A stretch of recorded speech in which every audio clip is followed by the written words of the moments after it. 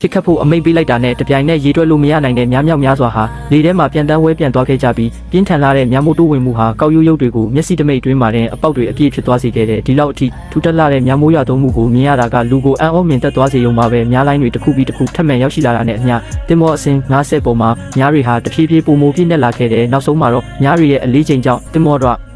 ဒီဟာတစ်ဖက်ကိုယ်တောင်စောင်းနေသွားခဲ့ရရှာတဲ့အဲ့ဒီအချိန်မှာပဲကျူးကော့လျန်ကျူးကဲဟာတိုက်ပွဲဝင်ပုံတန်တွေကိုတိတ်ဆိတ်သွားစေပြီးတင်မောတွေကိုတစ်ဖက်သို့လှည့်ဖို့အမိန့်ပေးလိုက်တဲ့အားလုံးအစင်သင့်ဖြစ်သွားတဲ့အခါရန်သူကလူတွေထွက်ပြေးတော့မယ်လို့ထင်မှတ်ပြီးသူ့ရဲ့စစ်တီတွေကိုပုံမူပြင်းထန်စွာပစ်ခတ်ဖို့အမိန့်ပေးခဲ့တယ်ဒါပေမဲ့ကျူးကော့လျန်ဟာကောင်းကင်ဘိုးချေ6ချောင်းတက်မတော်အနေနဲ့တင်မောတွေဘယ်နေရာမှာရှိနေလဲဆိုတာကိုအတိအကျသိရှိနိုင်စေဖို့အတွက်ဘုံတွေကိုနောက်တစ်ကြိမ်ပြန်လည်တီးခတ်ဖို့ကိုလည်းထဲသွင်းစဉ်းစားခဲ့သေးတယ်။အဲ့ဒီအတွက်ကြောင့်ကောင်းကင်ဘိုးချေတပ်ဖွဲ့ဝင်တွေဟာပုံမိုဆွဲတန်စွာနဲ့တိုက်ခိုက်ပြီးများတွေကိုမပြတ်တမ်းထောက်ပံ့ပစ်ခတ်ပေးခဲ့ကြတယ်။ရေတွက်လို့မရတဲ့များတွေဟာတင်မောတွေကိုလာရောက်ထိမှန်နေတဲ့အချိန်မှာပဲကျူးကော့လျန်ရဲ့မျက်နှာပေါ်မှာတော့ဂျင်းနဲ့အားရစရာပြုံးတစ်ခုဖြစ်ပေါ်နေခဲ့တယ်။